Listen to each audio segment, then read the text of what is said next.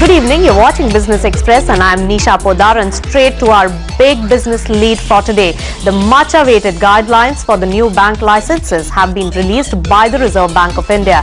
In a major climb down from its earlier stance, the central bank has removed the prohibitive clause on corporates engaged in the real estate or broking sectors. In effect, any entity with a clean track record of over 10 years that meets the RBI's fit and proper guidelines will be allowed to apply for the license. The initial startup capital has been fixed at 500 crore rupees.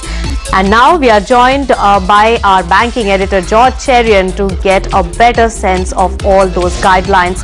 George, good to have you on the show. Now the suspense is finally over. Are we going to see a number of licenses finally being issued?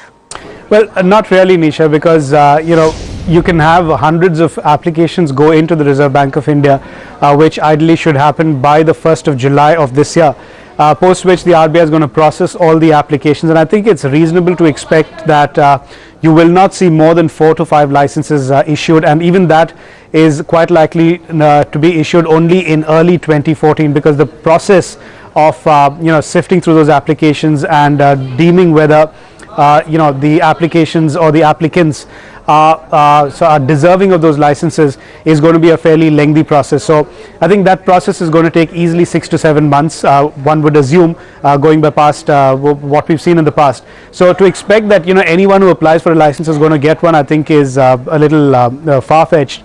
But what is important though is the fact that the RBI has actually climbed down quite a bit in terms of the final guidelines. If you remember in the draft guidelines, what it had said was that corporates with a presence in the real estate space or in the equity broking space will not be allowed, or will be clearly kept out of the application process. That insistence has gone away. So the likes of a Religare or India Bulls, these are in a position today to apply for a license. That's one.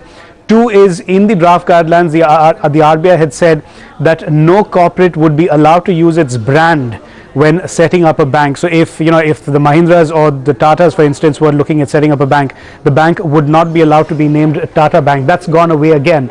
So essentially that means that these corporates can use their brand while setting up the bank, and that's important for them to the extent that they want to attract customers. Three, and this is a slight relaxation. In the earlier draft, the RBI had said that these banks would have to be listed within 2 years. That's been relaxed slightly to 3 years now. So it really works to the benefit of corporates. The downside though is that while you had the RBI saying that 25% of the branch network would have to be in unbanked rural centers in the draft guidelines, that clause has remained. So it will be interesting to see what business models many of these banks come up with, because it's critical that these business models work and that these banks be profitable, and it's not going to be easy if you're going to run 25% of your network in such small centers which are unbanked. So the investment into these centers will be fairly large. You'll have to ride on technology in order to make these centers prove profitable for you. So that's going to be interesting to see, and that's going to be the big challenge that banks are faced with. In addition to the fact that they have to